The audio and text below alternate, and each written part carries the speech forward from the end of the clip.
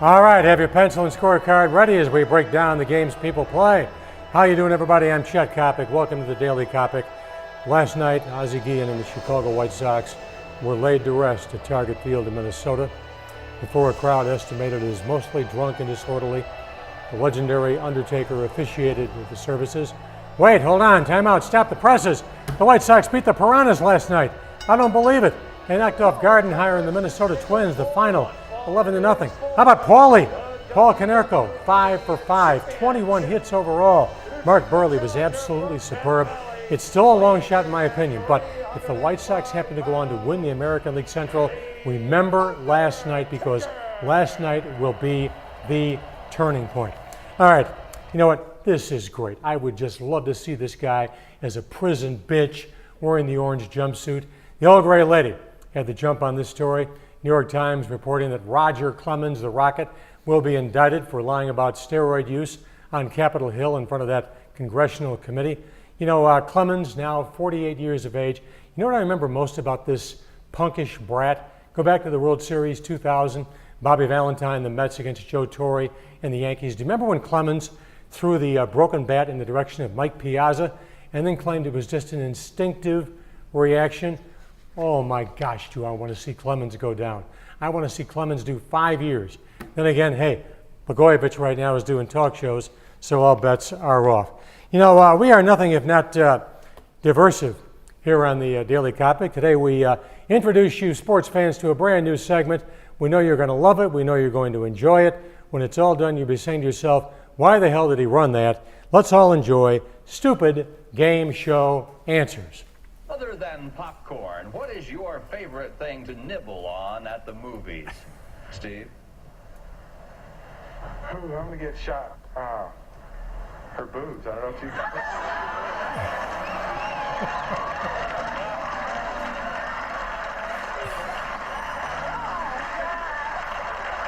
Aside from a house or a car specifically, what is the most expensive thing you own?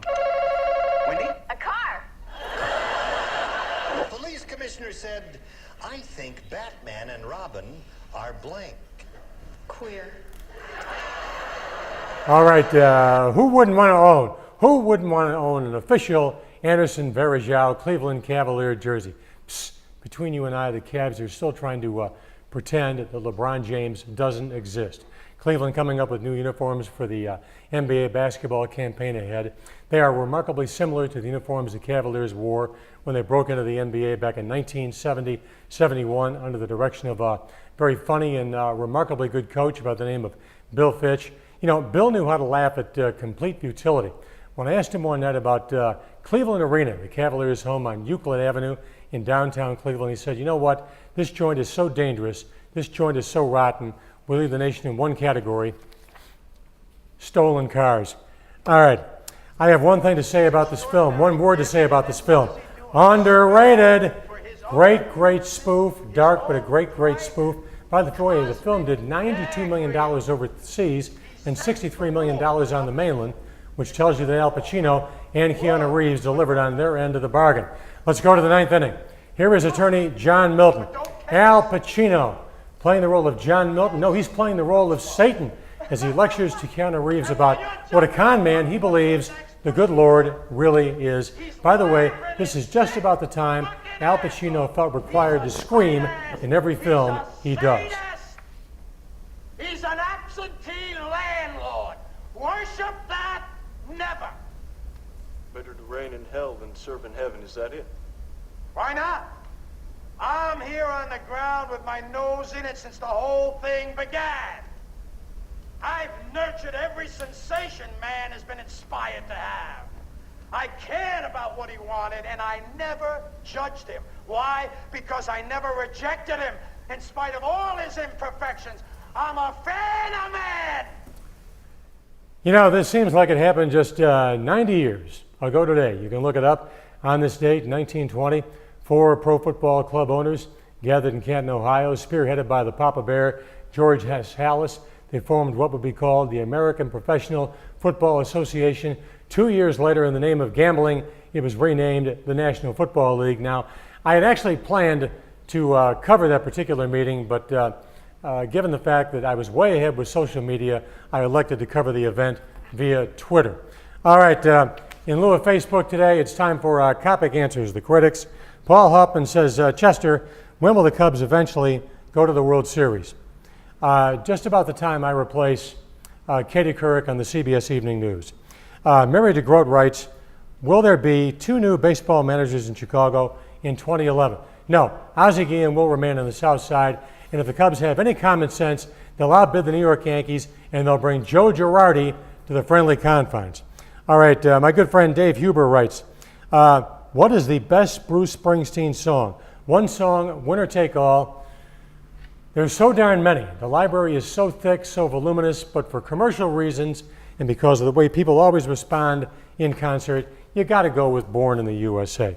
Finally, best line of the week. We credit Pamela Anderson for her work in the roast of David Hasselhoff. Hulk Hogan was on the dais.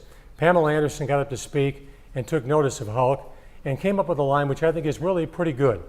Pamela said, and I quote, "It's wonderful to see Hulk Hogan here. Every roast needs a dumb blonde with big tits."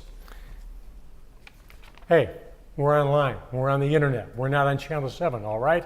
Okay, I want all you chicks to get up right now and shake that junk in the trunk. Shake that junk in the trunk one time. Can you dig it? Freddie Mercury and Queen. By the way, if Freddie Mercury was still among the living, he'd be 64 next month. Fat bottom girls, you make that rockin' world go round. Don't forget, check us out on Facebook. Tell us what you like, tell us what you don't like. We are back on Monday with a brand new show designed to make you grin, maybe designed to make you grimace. Until then, hey, enjoy your weekend. Peace, love, and rock and roll. Freddie Mercury, can you dig it?